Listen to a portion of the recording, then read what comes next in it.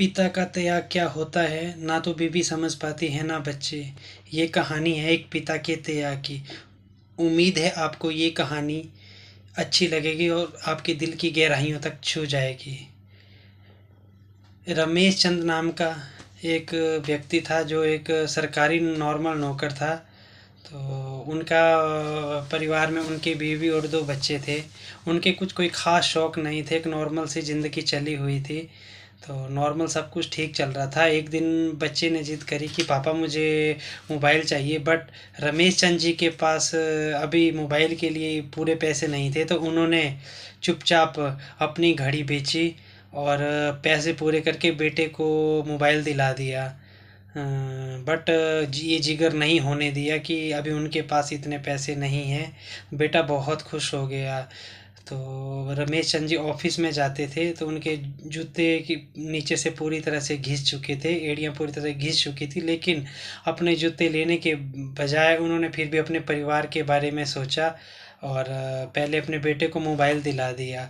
और उसके बाद बेटी की एडमिशन फ़ीस आ गई तो उन्होंने कैंटीन का खाना छोड़ दिया और घर से रोटी ले जाना शुरू कर दिया। वो पैसे बचाकर बेटी की फ़ीस पूरी करी, लेकिन अपने बारे में फिर भी कुछ नहीं सोचा। अब तो जूते ऊपर से पूरी तरह से फट चुके थे, लेकिन रमेश जी ने फिर भी वही चलाते रहे। फिर सर्दियों का टाइम आ गया तो बच्चों ने ज़िद करी कि पापा हमें नए नए स्वेटर, नए नए ब्लेज़र चाहिए।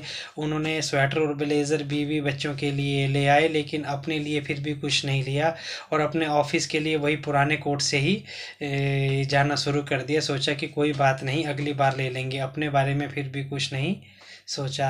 अचानक बीवी बहुत बीमार हो गए तो उन्होंने अच्छे से अच्छे हॉस्पिटल में उनका इलाज करवाया, दवाई दिलाई और फिर जब बीवी ठीक हो गए और उसके बाद रमेश चंद जी ऑफिस जाना फिर शुरू कर दिया। बारिश का टाइम था तो ऑफिस से घर लौट रहे थे। अचानक उनका जूता एक गड्ढे में फंस गया। तो एक गड्ढे में फंस गया और जूता पूरी तरह से फट चुका। जैसे तैसे करके फटे हुए जूते से रमेश चंद जी घर में पहुंचे। तब तक बेटा और बेटी दरवाजे में खड़े हुए थे। तो बेटा हंसते हुए कहा कि पापा अब इसको कब तक चलाओगे, कब तक चलाओगे? आप इसको कबाड़ में क्यों नहीं देते? थोड़ी देर तो रमेश जी शांत बैठे रहे और उसके बाद ज़ोर से उनकी आवाज़ गूंजी, अगर मैं अपने बारे में सोचता तो शायद मैं तुम्हारे सपने पूरे नहीं कर पाता। ये सुन के सब चुप हो गए और बीवी ने भी रमेश चंद जी को बीच में बोलती थी कि आपके पापा एक नॉर्मल इंसान ही हैं। तो सब अपने बारे में सोचने लगे कि रमेश चंद जी सबकी ख्वाहिशें पूरी करते हैं, लेकिन अपने बारे में कभी नहीं सोचते हैं।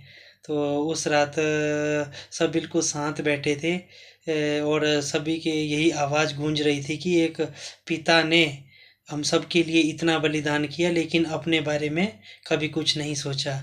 तो तभी बेटी धीरे से बोली कि पापा अब आपको त्याग करने की ज़रूरत नहीं है, आपके सपने भी पूरे होंगे। तो फेसबुक फैमिली, आपको ये वीडियो कैसी लगी कमेंट में ज़रूर बताना। Thank you so much.